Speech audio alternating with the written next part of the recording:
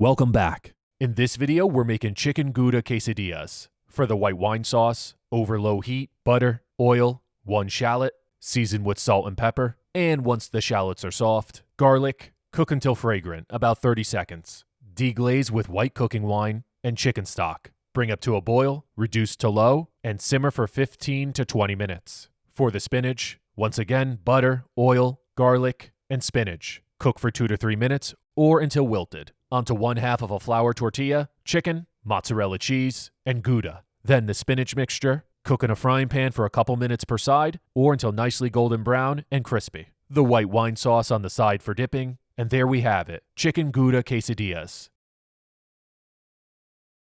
That's it for today, guys. Drop a like and a comment below. Subscribe if you're new. I'll see you next time.